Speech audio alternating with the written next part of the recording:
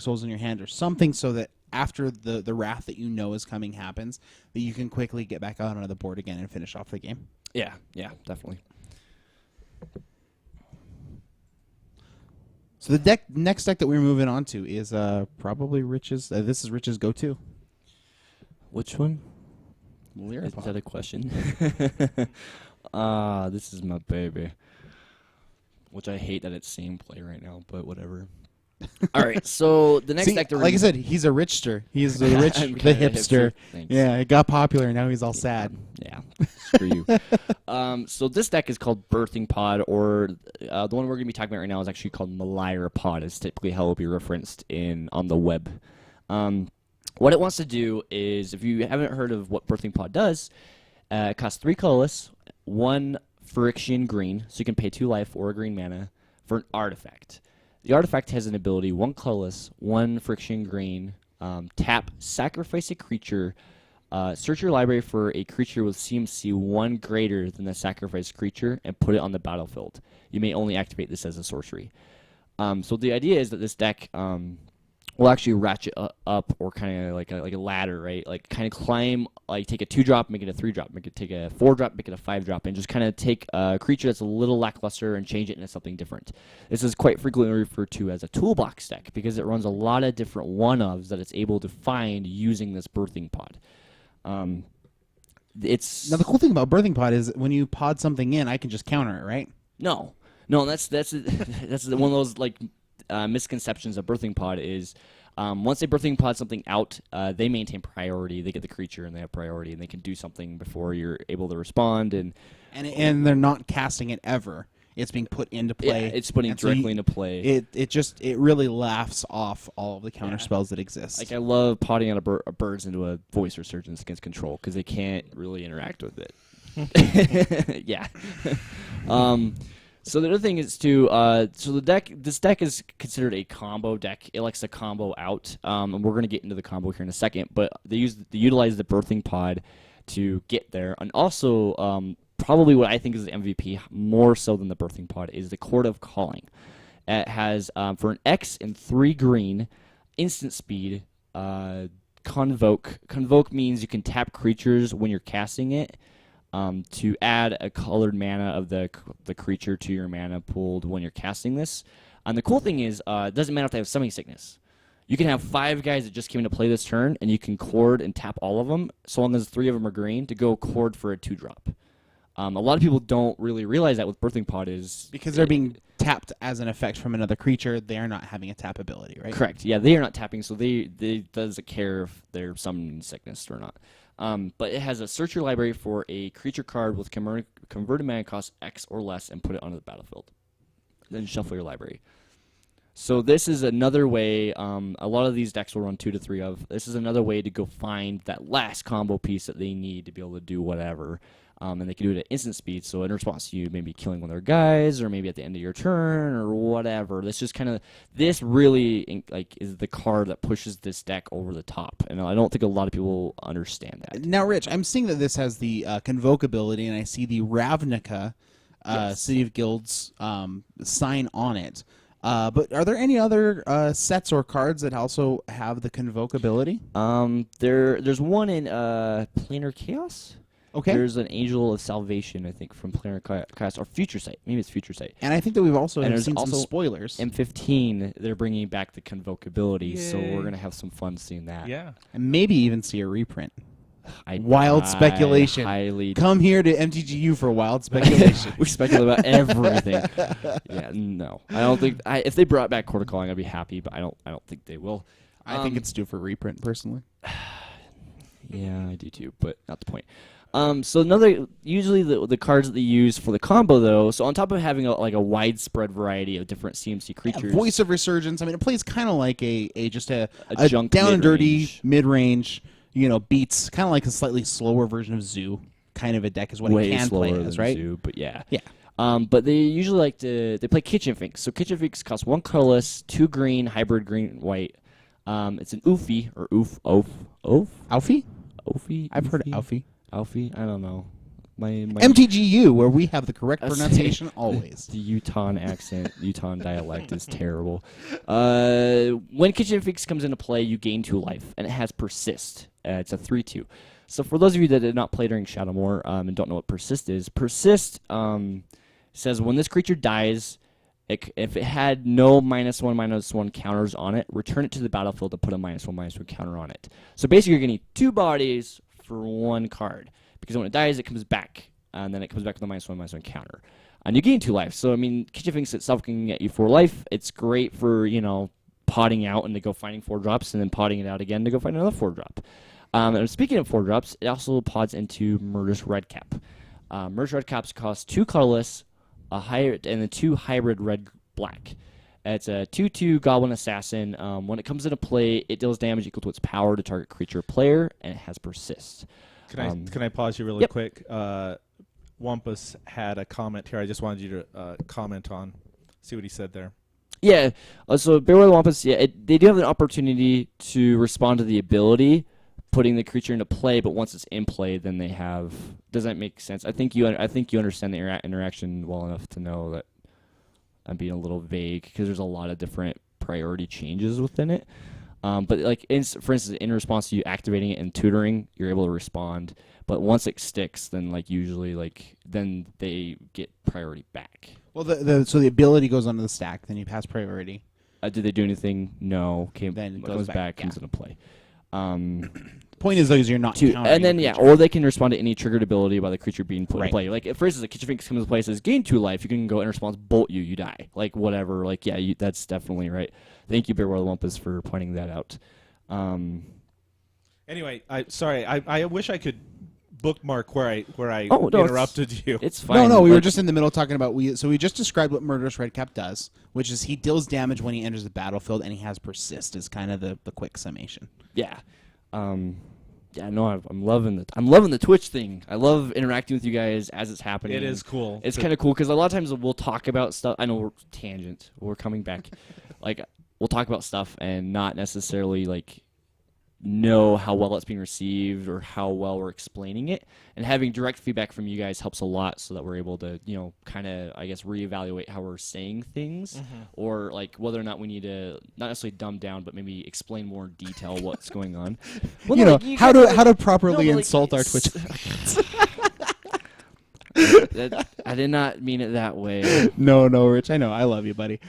So anyway, so the idea is we have these cool guys that gain life and deal damage when they enter the battlefield, and they have Persist, which gives them -1/-1 counters. So what does Persist work great with? I don't know. Let's look at the next card. What is the deck's name? Melira. So Melira is a creature, Melira Civic Outcast. She costs 1 colorless, 1 green for a 2/2 legendary creature human scout. She has the ability, you can't gain poison counters. Creatures you control cannot have -1/-1 counters on them, and your opponent's creatures lose Infect.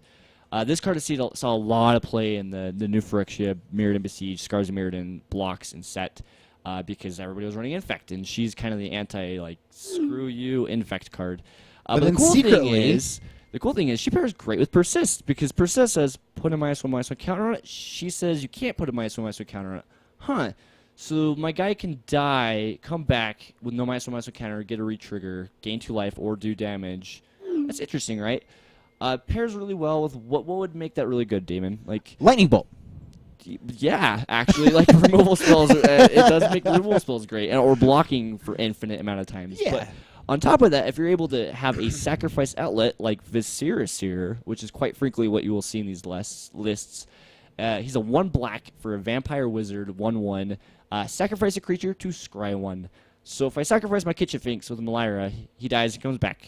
And he can do gain this 2 life. infinite amount of times, basically, right?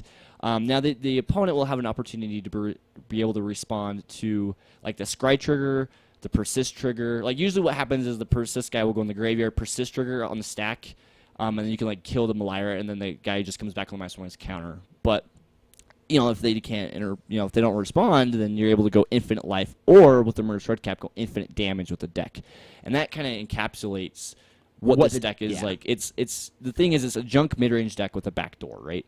Kind of like blue-red Splinter Twin. is a red black Red blue tempo deck Thank that you. has a combo win on the side.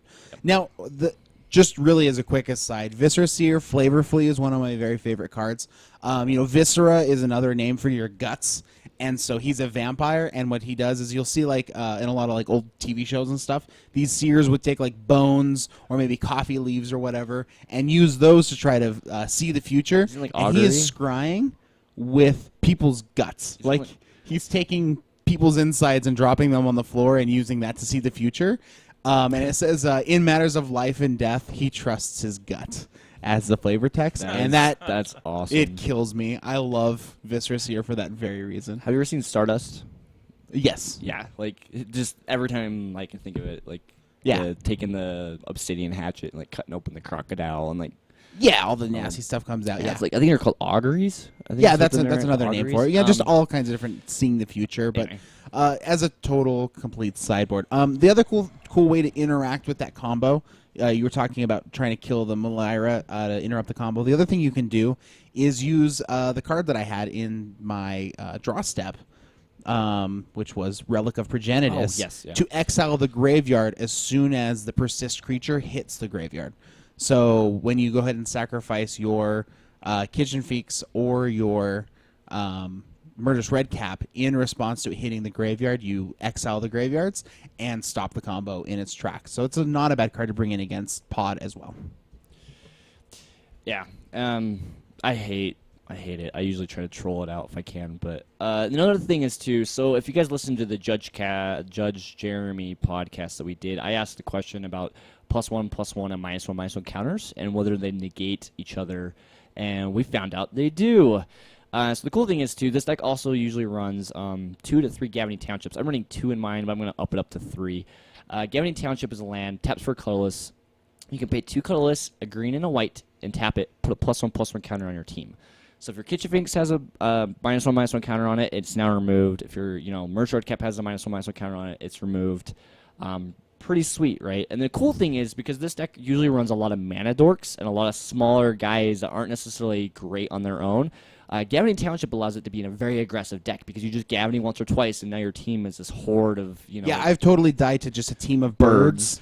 Yeah, Birds of Paradise and Hierarchs Noble or, Hierarchs or just Llanowar Rabbits Elves or whatever they're using. Pilgrims Yeah. or whatever. Yeah, definitely. It's very, very kind of disheartening and embarrassing to be like, so I took just 6 damage now from 3 Birds of Paradise. That was awful. I love it. Quite frequently, Birds of Paradises and voice tokens are usually what get me most of the games rather than the combo.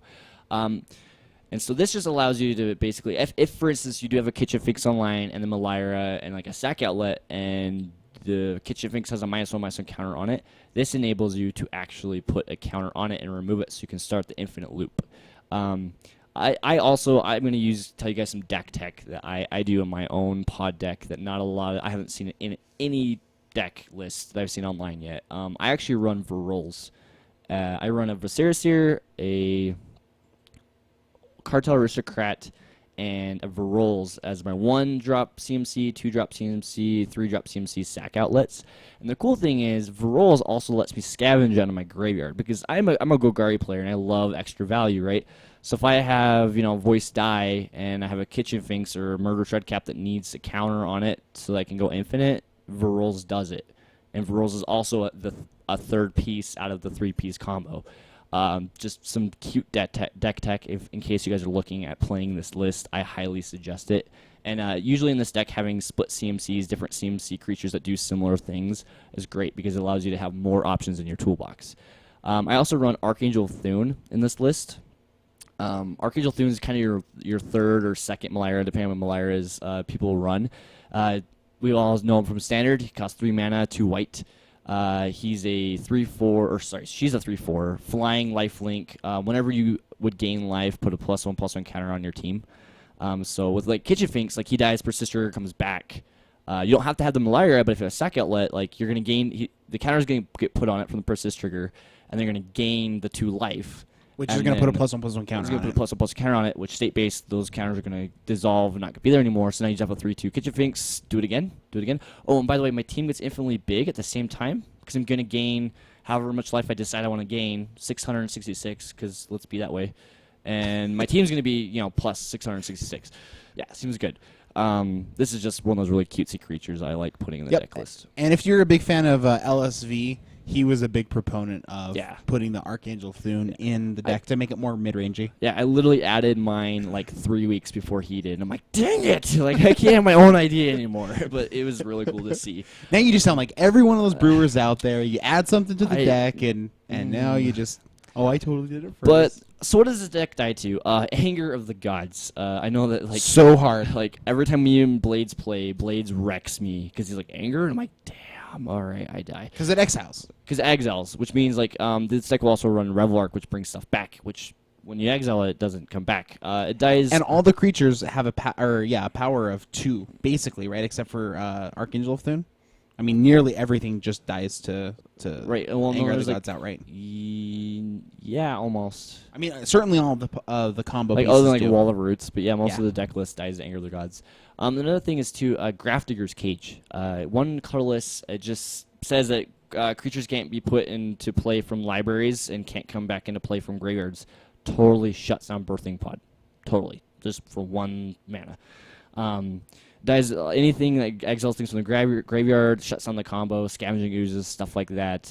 Bolts quite frequently wreck Lightning it. Bolt, yeah. Lightning Helix, like Path, like Just removing any piece as the deck's trying to go Abrupt off. Decay. I mean, the thing is, like, this deck is doing so well, and I don't understand why I think it's more because of the mid-range aspect than actually the combo.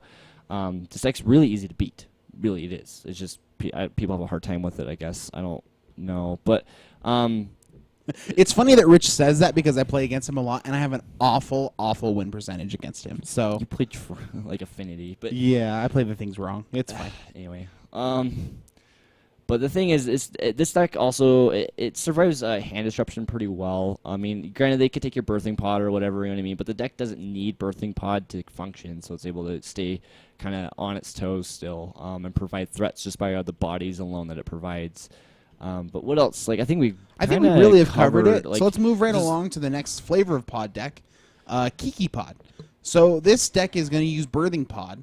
It's going to splash blue, so it's also known as 4-color pod, to enable a entirely different kind of combo.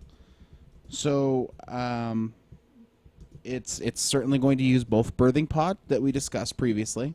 It's also going to use Court of Calling to go find its different pieces. But the thing that really sets this deck apart is that it goes and finds Kiki Jiki. Yeah, because instead of playing Malira combo, they want to play a different combo altogether, right? So Kiki Jiki says he's 2 red, so 5 mana total. He's a legendary Goblin Shaman with haste. Tap, put a token that's a copy of target non-legendary creature you control onto the battlefield. That token has haste. Sacrifice it at the beginning of the next end step.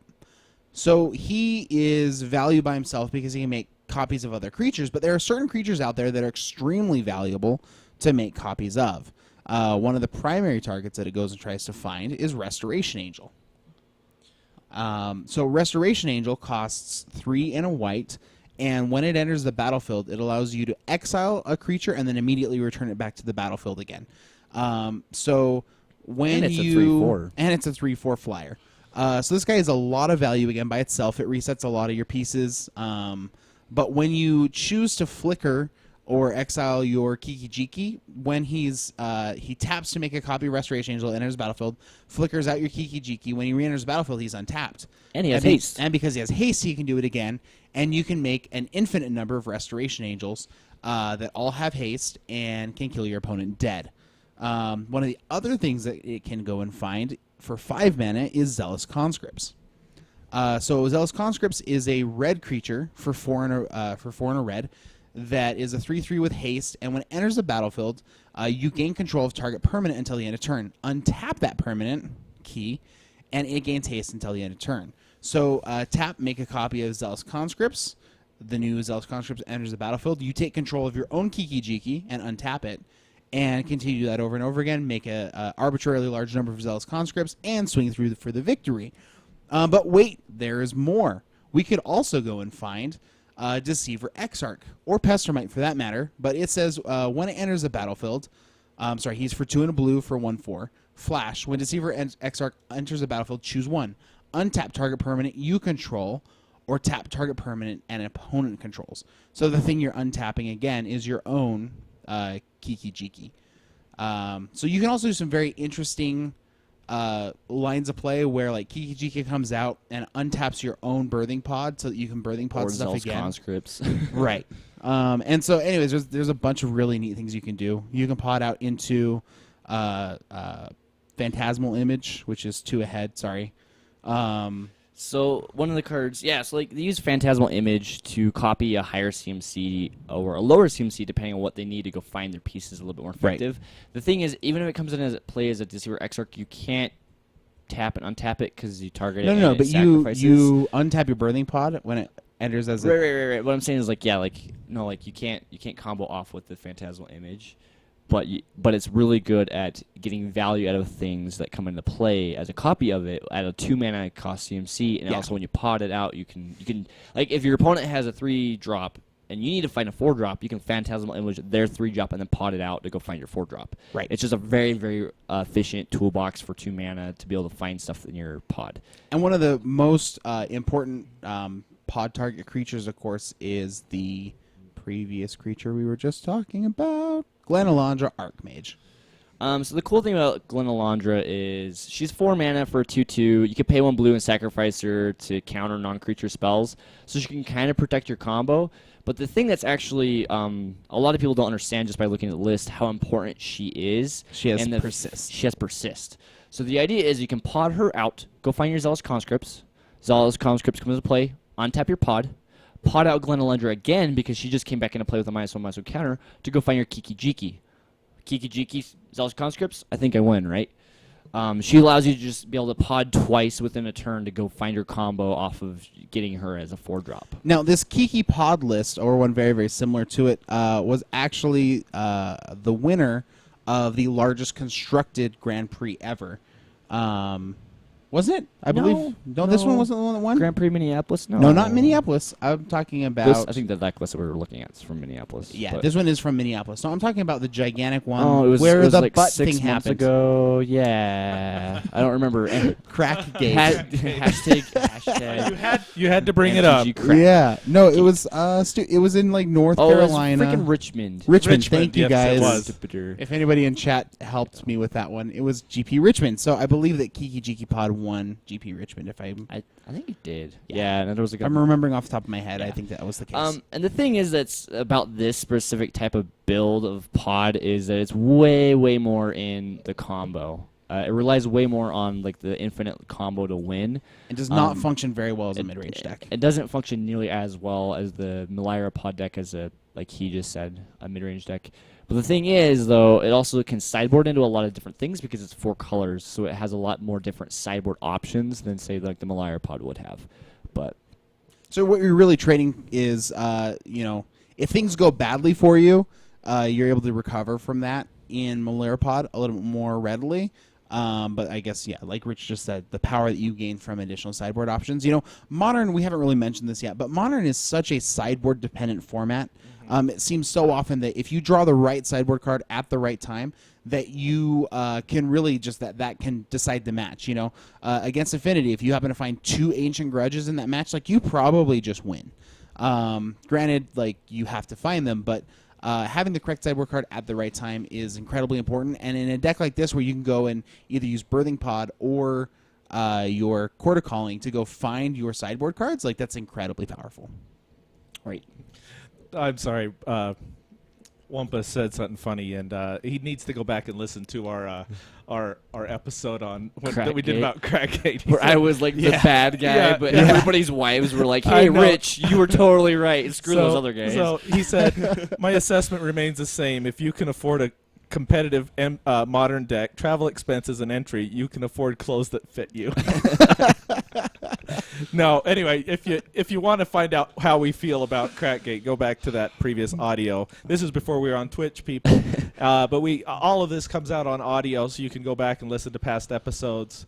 And we appreciate those downloads. I also got my frustration out pre-podcast, that podcast, so that helped out. Yeah, we're just basically, our stance is we realize that was not a cool thing to do, and we know that maybe cracks that hang out there are not the most, Pleasant. But we also are trying to make this community better.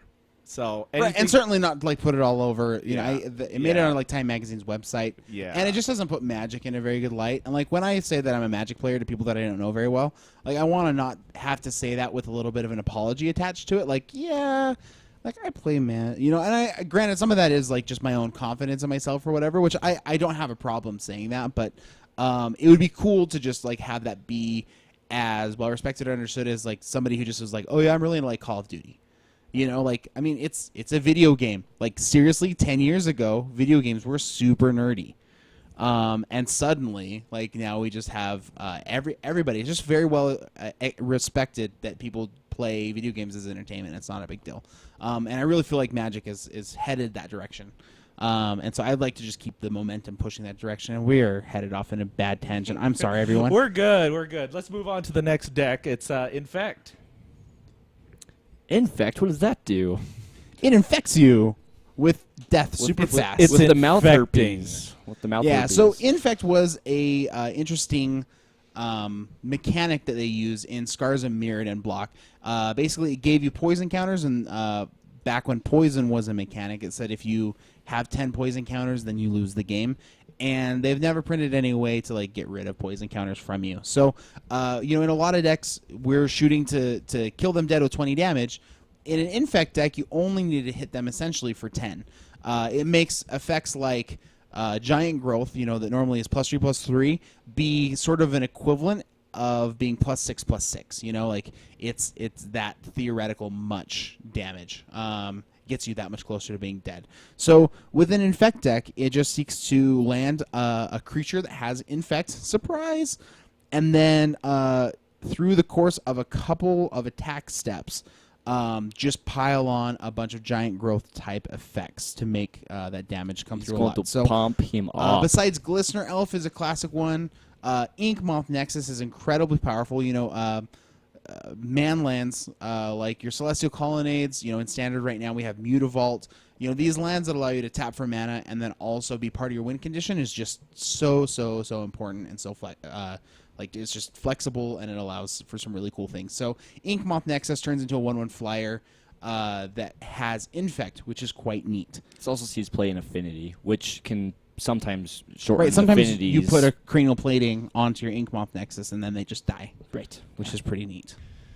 When we will get to Affinity on the next podcast. it'll be next week. Is Infect an expensive deck to build? It's this actually one of the cheaper ones. certainly is one of the cheaper But decks it's to put together. also kind of a glass cannon. Like, we would categorize this as an Ian deck. Yeah. If you guys may from or the may not from know the early Ian, days. but- We can actually kind of credit the name MTGYou to our good friend Ian. We were brainstorming names and he's like, "Yeah, man, because like it could be for you." We're like, Weapons and machetes. normally he's just kind of ridiculous and we love him. But he would admit he's kind of ridiculous, and they're like, "Wow, man, that was like just an incredibly good idea," and we went with it. So, It's a fly. yeah. So, anyways, one of the other so it uses a variety of really cool pump spells. One of them being Vines of the Vastwood. So, for 1 green, you can give a creature. Let's see. Target creature can't be target of spells or abilities, but then it has kicker of an additional green. So for green, it gets +4/+4. One of the things that can make you very, very sad is you go, sweet, turn 1, Glistener Elf. Ha! You're going to die because I have a cool Infect guy. And they're like, oh, sweet, Lightning Bolt. Binds of the Vastwood allows you to sort of play 2. It's kind of a combo 2 cards in 1. It protects your guy from being removed, and it also pumps your guy, which is pretty valuable. The other effects that it also uses are things like Mutagenic Growth. It gets +2/+2 until the end of turn for a Phyrexian green. So you can just pay 2 life to make your guy 2 bigger, which is a pretty darn good deal. It also uses, do we add Rancor? So Rancor says, like, maybe I land on my Glistener Elf right now. He gets +2/+0 and gains Trample. And I just suicide my Glistener Elf into, like, their Birds of Paradise. Now Rancor comes back to hand, and I can equip it onto my Ink Moth Nexus later in the game. And when Ink Moth Nexus turns back into a creature, it'll fall off and come back into my hand again. So Rancor is kind of like a Giant Growth that keeps on giving, which is pretty darn neat. Like Infect, mouth herpes. Yeah. The gift that keeps on giving. Wow. How about that? We have Blades is missing. Yeah, I gotta I feel step like- up. This is kind of a large gap that we need to fill. Yeah, I know. No pun intended. Come back, Blades. Come back. Oh, we miss you, buddy. It's been So what does Infect die to? Well, hold on. I was gonna say, Oh, sorry. we were talking about this in the chat right now. The thing is, we're talking about mono green build right now. There's a lot of other types of build of Infect. Especially that splash blue for like Blighted Agent, which is unblockable. The splash blue for Blighted Agent, or Tainted Strike, which is the rebound unblockable spell, or even just like protection spells, like counter spells and stuff like that. Typically, they run Apostle's Blessings, which is kind of like God's Willing-esque, but you can pay colorless mana and 2 life to be able to make a guy pro whatever color, whatever removal spell you're using. And sometimes even add black for some other type effects. Sometimes use like discarding effects or whatever, just like sideboard Or they can even options. splash red for Or red Assault Strobe, for Assault Strobe, which just gives the guy double strike for 1 red, which is crazy. Or I've seen people play like Gorkland Rampagers. I don't. It's Yeah, it exists. yeah. You know, interesting. If you guys are Travis Wu fans for a minute, he made a modern Grixis version of the Nivix Cyclops deck, which is Rich's other favorite card. I don't think we've gone into that story, but Yeah. anyway, we're not Anyways, talking about it's that. it uses either Assault Strobe to double the damage or Tainted Strike, which is 1 black mana, to turn it into Infect damage and double the damage. +1, And so that's +0, like yeah. another direction you can kind of take the deck. We are not going to list it right now. It's a very niche deck, but I felt obviously worth it mentioning. But basically, if you see somebody or play turn 1 Glistening Elf or like turn 2 Blighted Agent, it's Infect and just kill their stuff. Just kill their stuff and definitely always block. Because and you you'll win in can the get long game. one-shotted. It's Yeah. pretty dumb when it happens. But these decks are really, really bad against decks that have blockers even. Like sometimes they run red for like Flame Slash. I mean, there's no point in pumping your guy full of testosterone or whatever, pump spells, and then have him run into a Birds of Paradise. It's kind of dumb, which is another reason why they run Rancor. Yeah, and Rancor things is like really that, big right? for that. But they died to removal. I mean, Abrupt Decay, Path, Bolt, like most of the things in Modern kill all these creatures. This is a very fragile deck, but sometimes you just play your turn 1 Glistening Elf, they play a Shockland tapped, and you just kill them. Sometimes that happens, though. This is one of those decks that can blow people out of the water. I know there was even somebody playing black-green or blue-green Infect at Pro Tour. Yeah, no, What people pro was like it? what's interesting What pro was it? is that this deck is a little bit niche enough that people don't respect it, and they can be surprised by it. They won't know how to sideboard correctly against it. And if you're just kind of dipping your toes into the water for Modern, and you want to go to like a PTQ or something and just kind of troll people, like this is a hilarious deck to do that with, because a lot of people won't be prepared for it, and you can draw good and just kill people randomly. Draw well. Yeah. Draw good. Yeah. Sorry. I know that I'm not the best either, but MTGYou, where our grammar is always correct. I am a troll. Anyway, it's one of those decks that can just kind of win out of nowhere. So, Speaking of decks that can win out of nowhere and are kind of glass cannons, the next deck we'd like to talk about is Boggles. You've heard me talk a couple of times about A-Team. Boggles was kind of originally brewed by A-Team's very own KYT, owner of Mana Deprived. Anyways, he thinks it's bad right now, but it's interesting because it's a metagame choice deck. 2 years ago in the Players' Championship, Reed Duke played Boggles against a field that was all America Control and Junt, and nobody was ready for it. And so he made it all the way through to the finals because he'd chosen the right deck for the right time. And again, nobody was thinking like, oh, this deck's kind of a glass cannon. I won't even include any sideboard cards for it. I think Reed Duke even played it last June. Gotcha. Like he did really well, and he's playing against Shahar, and he did really well and stuff like that. But Right. So the idea for this deck, it does not run infect creatures. What it does instead is plays one of two different 1-drops that both have hexproof. In fact, Slippery Boggle was one of the very earliest creatures that has the current templating that we know of hexproof. Creatures used to have Shroud, which means that you couldn't target them. Slippery Boggle says can't be a target of spells or abilities your opponents control. Glade Cover Scout, of course, is the other one. It's just 1 green for a 1/1 with hexproof. So these creatures by themselves, very, very not impressive. But as we've all learned in Theros block, being an enchantment block, you can certainly Voltron up your guys and turn them big in a hurry. So some of the spells that we use to make them gigantic are things like Keen Sense. Yeah. So the Yes. thing is, like, this deck usually doesn't have a whole lot of card draw because you're suiting up a guy as fast as possible and attacking. And this is basically a green version. This was from Planar Chaos, where they had the shift in the colors and they played differently. Keen Sense is kind of a classical reprint of Curiosity. You know, enchant 1 green, enchantment aura, enchant creature. Whenever an enchanted creature deals damage to a player, draw a card. So the idea is you suit this on the guy in its enchantment, so it helps out with like ethereal armor and stuff like that.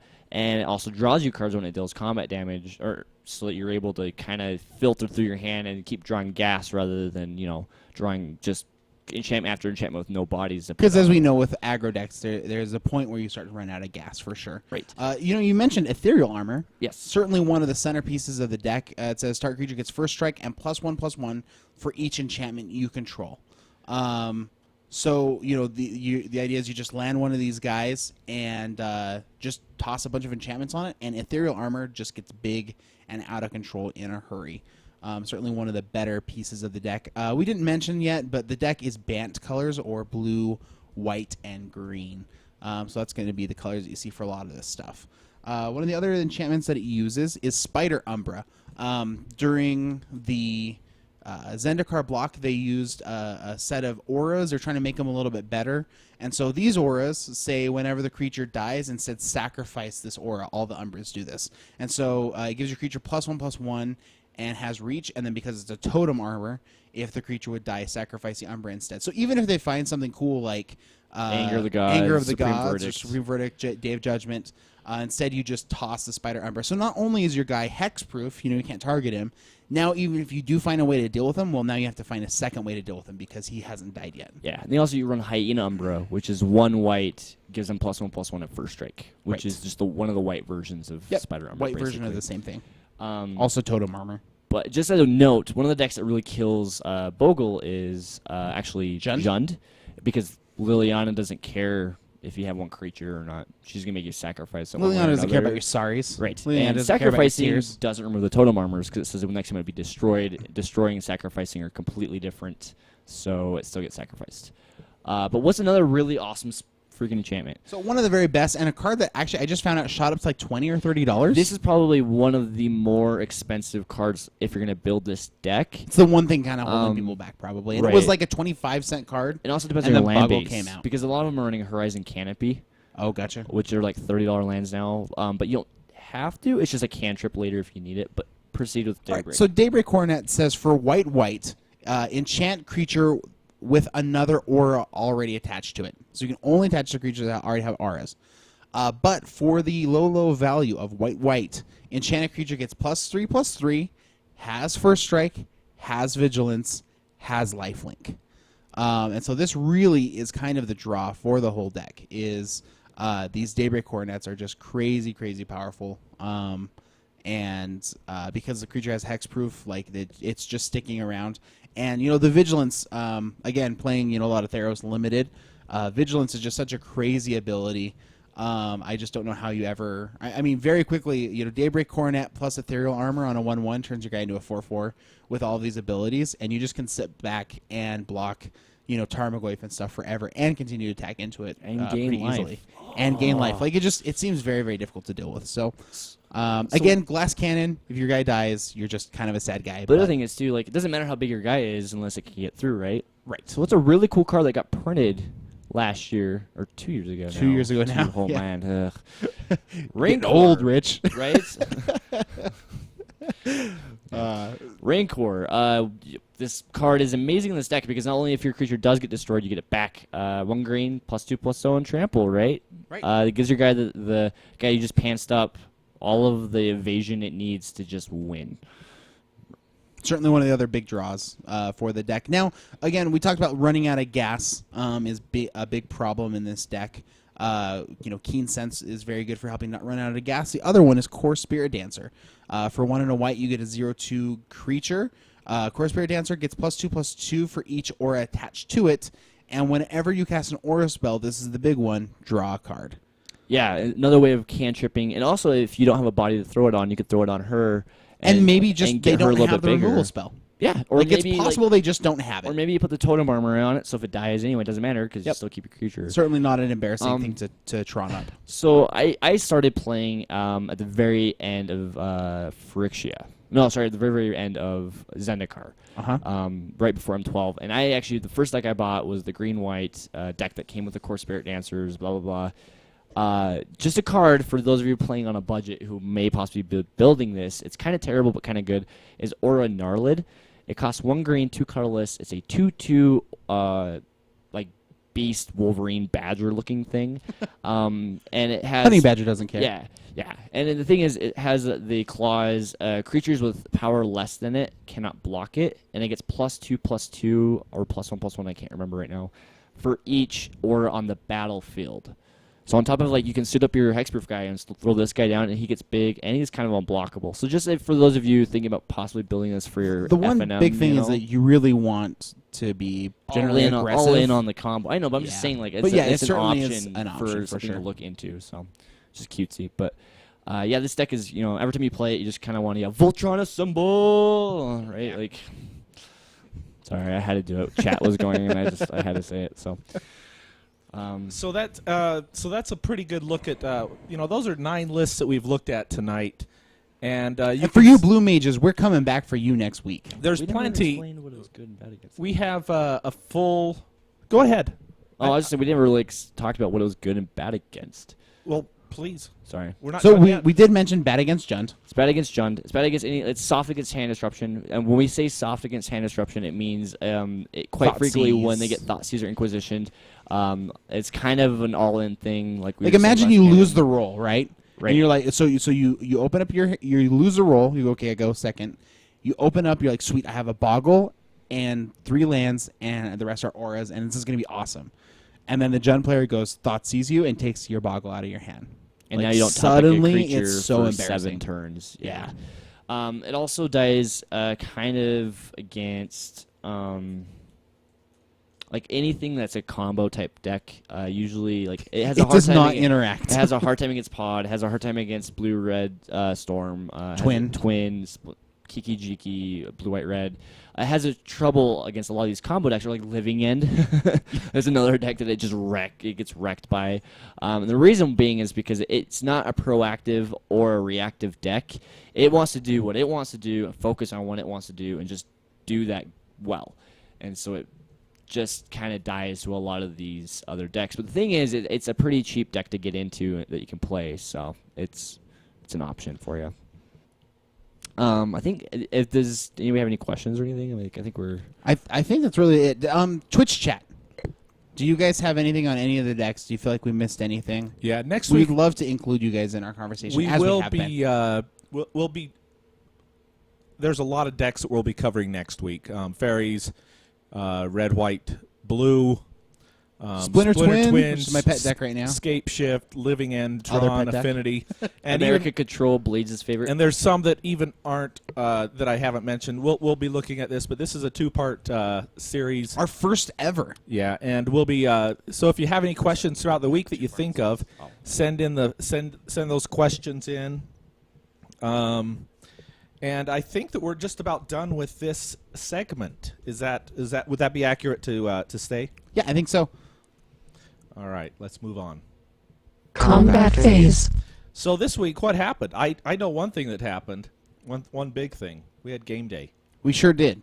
and while I didn't get to play, I had a wedding. I was at a wedding all day. Open bar. Those weddings can do that. Just kidding. But you guys had a good time. Yeah, actually, I was a whiny little He pulled a rich. girl. That's not nice to girls.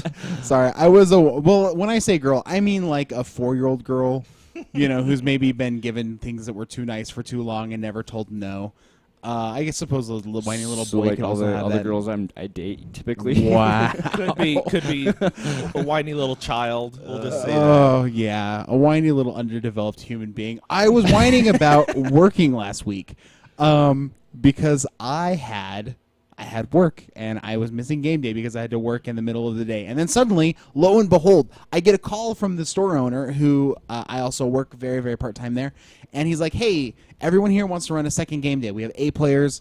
If you come down and run the tournament, I'll let you play for free. I'm like, but John, I don't really have a good deck except for I only have stupid Maze's End, and people will laugh at me and hate me because I just play 16 fogs and kill you with Maze's End. And he's like, that's cool. I just played the sweet deck that I brewed, and it's green-black, and it has coursers and stuff, so it's fun. And I was like, oh, I've never played with Courser. So I beelined it down there. I mean, I wasn't going to, even if I had to play Maze's End, I was going to play. And if I played Maze's End, then I would just troll people and laugh at them as they got sad, and I fogged them to death.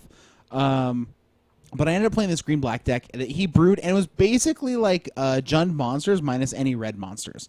So I had like green-black coursers. mid-range, So yeah, basically? green-black mid-range. I mean, the cool thing about this deck is that I got to run the Desecration Demon. I got to run Pelucranos. I got to run Courser Crufix. Master of the Feast? No, I did not run Master, unfortunately. I did, however, run the Herald of Torment. Yeah, so bestowing him is amazing. bestowing him on any one of your big ground guys is hilarious. We'll get into that one. I got to run Scavenging Ooze, which I don't generally do. But the big interaction for me was I got to run Courser Crufix plus Underworld Connections, which is the thing in Enchant Your Land, and you get a Phyrexian Arena, draw a card. And so I just felt like while I was giving away all the information from the top of my deck, I had so much deck manipulation, and I was being a blue mage with a green-black deck, and it was so much fun. That's funny. What if you ran Voyaging Satyr with your Underworld Connections? That's a thing that you Seems could cute, do. but anyway, proceed. Seems like too much. Anyways, it is too You much. are too much. I too want you much. to get to the good part. So I beat my first round opponent, beat my second round opponent. We were only doing 3 rounds because it was 8 players. And I get there, and it's this guy, Ryan Canavina, and Ryan is a really nice guy, and he was running stupid Esper. And his win con literally was just the Ashiok. He's like, yeah, man, it's just like slow mill. Like, I watched him beat a person by going Ashiok, 3 cards, Ashiok, 3 cards, and he just did that for like 10 turns, and then he said, Ashiok you for 3 cards, play a new Ashiok, legend rule, let the old one go away, Ashiok you again for your last 2 cards. I'm like, that is just awful. So I ended up having to play against him, and even though I had a lot of cool sideboard cards, I mean, I was playing the 4 full Thoughtseize in my sideboard and a bunch of other stuff, I didn't see any of them. And it probably just sounds like terrible, like excuses, but it's what happened. And so he beats me, and he's super excited because he missed out on X-Men, the new X-Men movie, to stay. And he's like, I'm winning this playmat. You don't understand. And you're going down, Damon. He was trash talking me the whole time. It was sweet. And anyway, so I get done. I give out all the packs. He's got his mat. He's a happy camper. And I get my cool, like, consolation prize of 4 packs. So I open up my first pack, and it's like Doomwake Giant. I'm like, oh, that's cool. And then I open up my second pack, and it's like something else awful. And then if you follow me on Twitter or Facebook or anything else, I bragged about it incessantly. I open up the pack, and I look, and it's an Erois is my first card. Let me see if I can find this picture. Okay. Oh, you have to. It is so priceless. So my first card is Erois, and I'm like, wait, I think I know what this means. And I flick to the next card, and right after Erois, it's it's just another god. And I had opened a Pantheon pack as the second place person, so I feel like deep down inside, really, I was the winner. So you keep anyways, telling yourself that. Yeah. Cool story, bro. But Okay, I have the picture here. It's but gonna be Pantheon pack. I'll try to flash it up on the screen. Oh, Okay, do sweet. it. It is priceless. It made It me is laugh pretty- really hard. Yeah, I was. So okay, really fast though. I feel like I explained like a very like sort of simplified version of my reaction to opening Pantheon pack. And normally it's a very, very like PG. Okay, cast, so there but it is. y'all If you can don't know see it, yeah? Damon, he gets giddy like a little schoolgirl. Yeah, so I get excited sometimes, and I generally try to like keep. I try to be. I think of myself as a friendly person overall, right? But I open up the Erois, and then I saw the next god behind it, and I just like put my arms up like in the air and like squatted and looked at everyone back and forth, and I'm just like, bitches.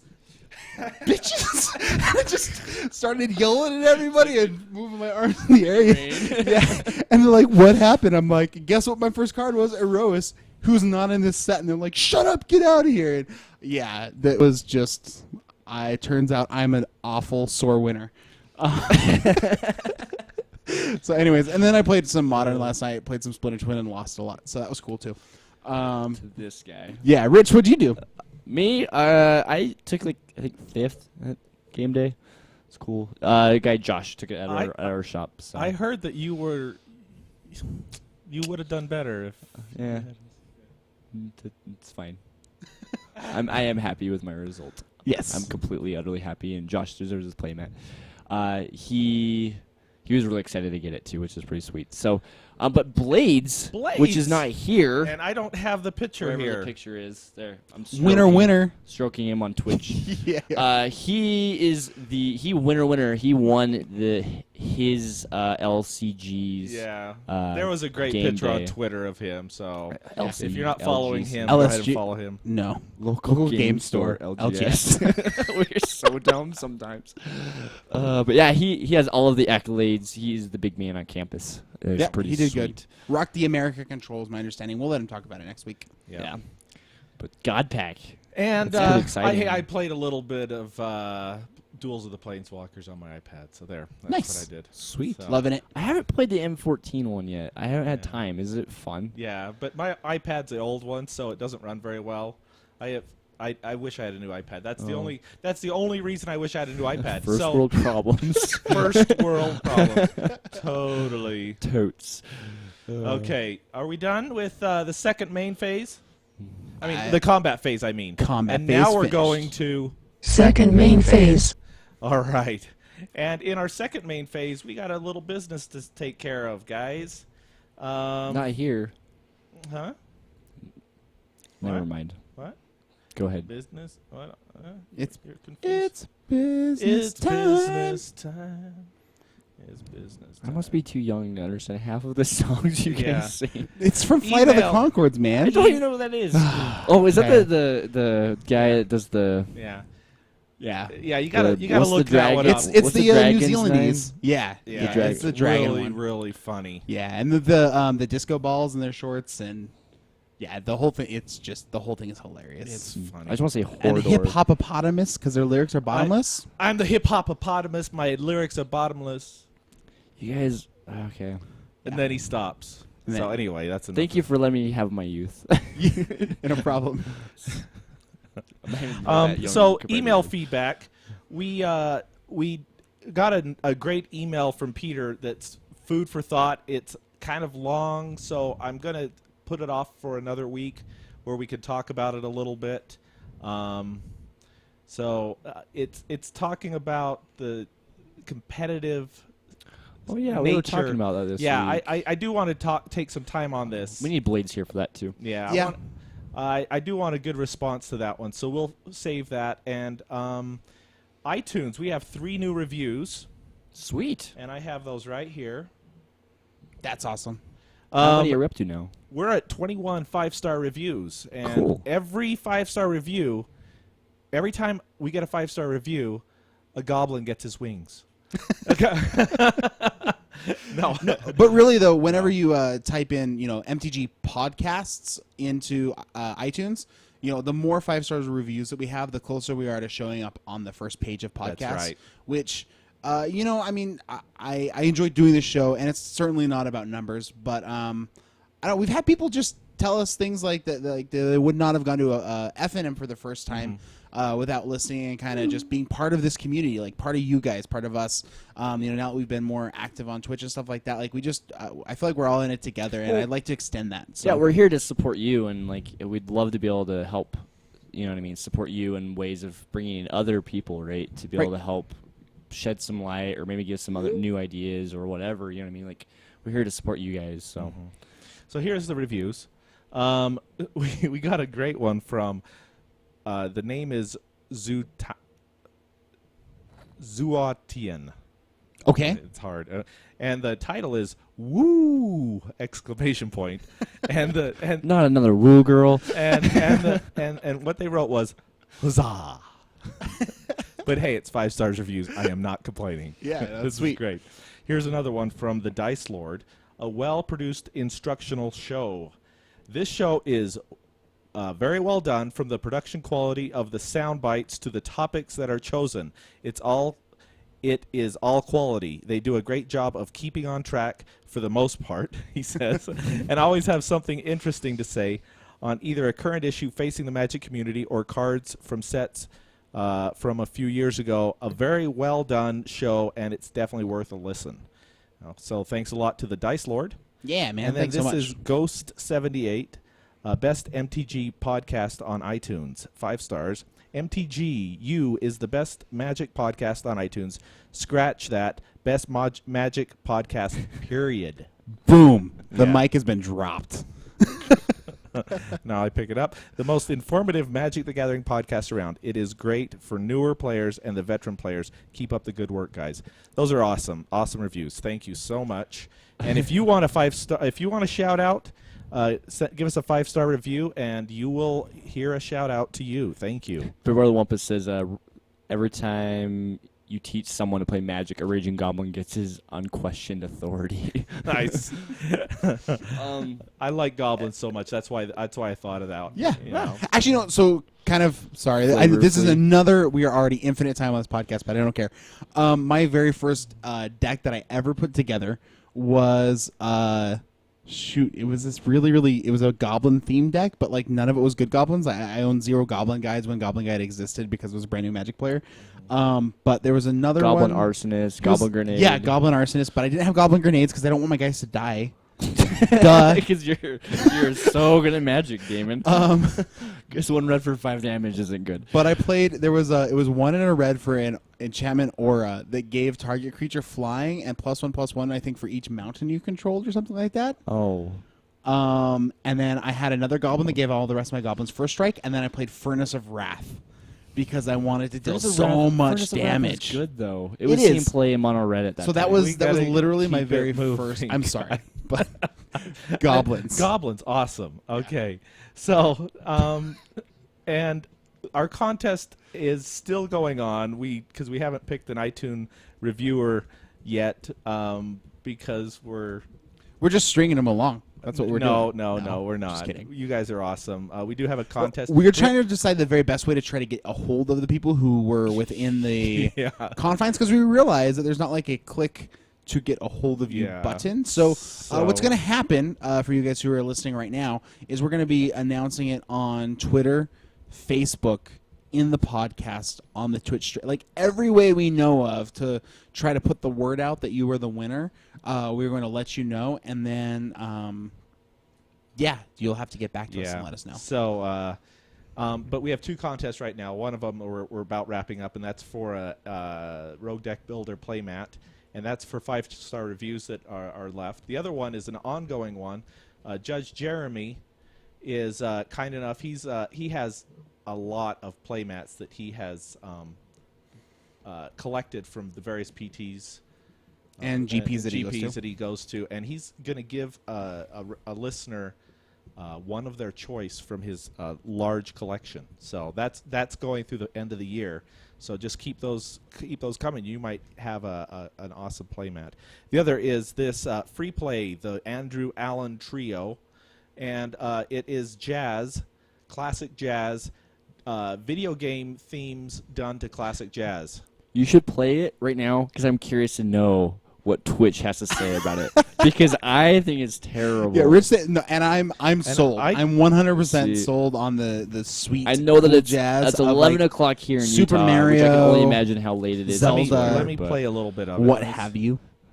Yeah. I think it's a wonderful album. I have supported them on Kickstarter? on Kickstarter for a new one that's coming out that is basically Marvel and DC. Ooh. And this is the second one I have, and so that's why I'm giving this away. So here's the Legend of Zelda overworld theme. With a jump to the center of the song-ish? I hope so. Because I remember that one starts out with a little bit of some drum riff going on that's... I hope this is playing. Oh, that says. Oh, that was. That's not it. That's not it. That is so I jazz. actually kind of like that. in comparison. Let's see. I'm trying to play it here, guys. iTunes is being mean. Thanks for hanging in there with us, though. Where is that? Okay, Zlalix. Here it is. And I hope they're okay with me playing a little bit of this. But hey, I'm pimping their album every week.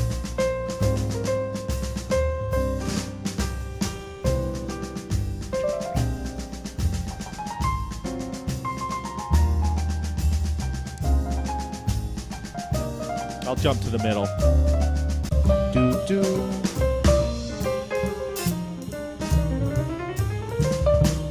Yeah, I don't know how you can't not like this. So. I put it on in my office while I'm getting some work done, and it just I don't know, it speaks to me.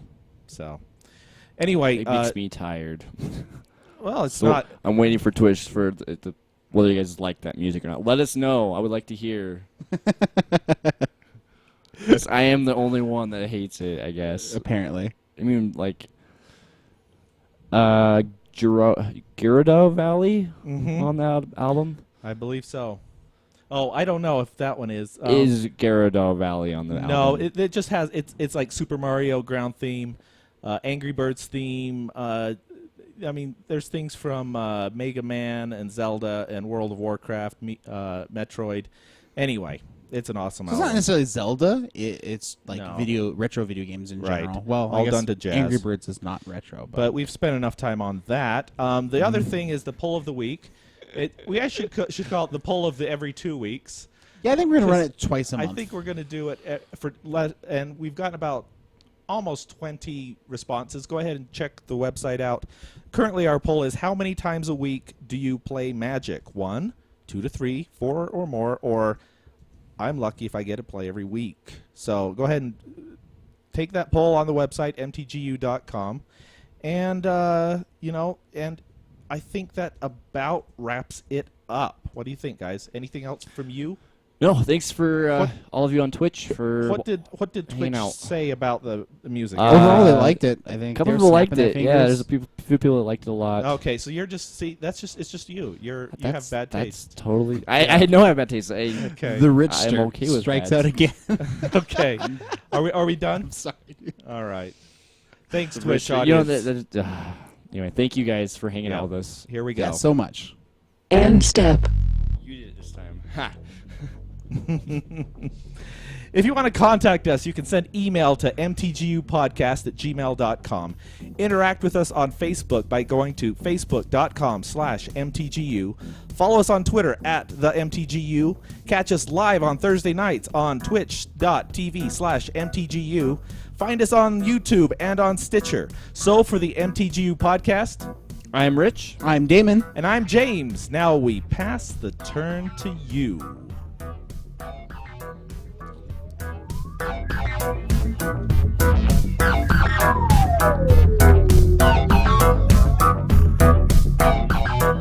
Popping that shirt. Oh, man. Alrighty. So what do you mean Reaper from I'm Snapping? I don't understand. I always snap my fingers to Tool. Blades, we missed you, buddy. Yeah. Come We'll back see you next soon. week. Main face says, Damon, where'd you get your shirt?